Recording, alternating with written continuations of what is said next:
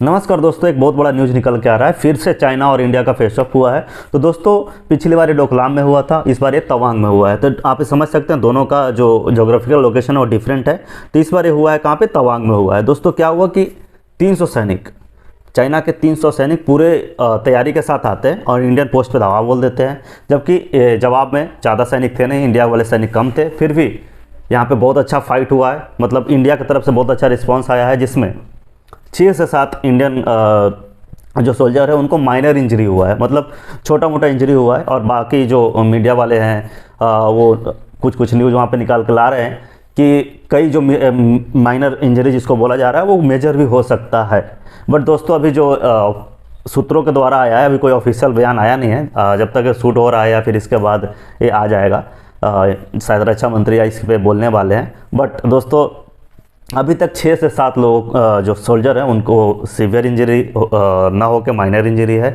But वहीं China की तरफ से बोला जा रहा है कि उनको पूरी तरह से कूटा गया है और चाइना कभी भी अपना नंबर जाहिर नहीं करेगा। वो ऐसा देश है कि ये समझ लीजिए को कभी कुछ नहीं बताया। डोकलाम के समय बता दिया था मेरा तो कुछ हुआ ही नहीं है, जो कि बाद में बहुत सारे अमेरिकन एजेंसी से अदर सोर्सों से पता चला कि उनका करीब 50 के आसपास सैनिक मारे गए थे।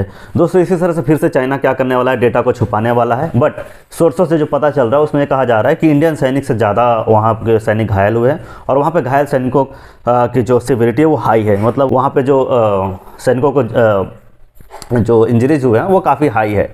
दोस्तों, ये हर बार की तरह आप समझ सकते हो कि ये फिर से हुआ है और एक तरह का चलन बनता जा रहा है। दोस्तों, इस बार इंडियन सोल्जर के पास भी और चाइनीज़ सोल्जर दोनों के पास पूरी तैयारी थी। दोनों ये समझ लिए कांटेदार डंडे थे और जो भी रॉड वॉड था वो सब लेके गए थे।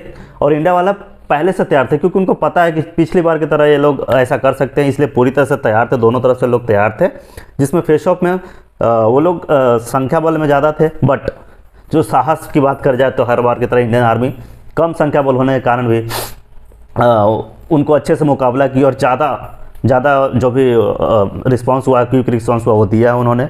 दोस्तों, इसके बाद एक और न्यूज़ निकल के आ रहा है। ये भी शायद एक दिन पुराना न्यूज़ है कि दोस्तों अफ़गानिस्तान और पाकिस्तान में झड़प हुई है। और एक समझ लीजिए कि एक पिछले कई दिनों से कुछ न कुछ झड़प की घटनाएं आते जा रही है।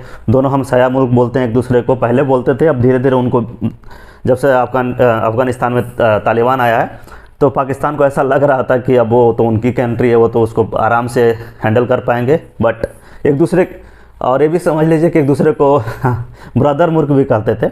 बट ये समझ लीजिए जैसे इंडिया का इंटरवेंशन होता है अफ़गानिस्तान में, तो और धीरे धीरे अफ़गानिस्तान का जो तालिबान सरकार है उसका इंडिया के प्रति झुकाव होना शुरू हो जाता है, क्योंकि इंडिया सच में वहाँ पर के लोगों को मदद करती है, वहाँ के लोगों के बारे में सोचती है, जिसके कारण तालिबान का इंडिया की तरफ झुकाव होता जा रहा है। तो दोस्तों, ये जो न्यूज़ निकल के आ रही है वो डोरेंट लाइन जो अफ़गानिस्तान और पाकिस्तान के बीच में है, जिसमें कहा जाता है कि जो पाकिस्तान का कुछ रीजन है जहाँ पे अफ़गानी लोग रहते हैं, जो वहाँ पे पश्तो लोग रहते हैं, अफ़गानिस्तान उसको अपना क्षेत्र मानता है। वो कहता है कि अटक तक वो क्षेत्र वो अफ़गानिस्तान में आता है, जो कि कई आप इतिहास की भी बात करेंगे तो उसमें ये बताया जाता है कि अफ़गानिस्तान का एक्चुअल वहाँ पे बॉर्डर है, जिसके कारण अक्सर वहाँ पे झड़प होते रहे। तो इस बार झड़प में दोस्तों सिविलियन भी टारगेट हुए, इसमें 6 सिविलियन की मौत हो गई है। पाकिस्तानी सैनिक फिर से अपना नंबर तो बताएगी नहीं। तो दोस्तों, ये 2 बड़ी अपडेट निकल के आ रही है। आप इसके बारे में क्या कहना चाहते हैं हमें ज़रूर बताएं। धन्यवाद।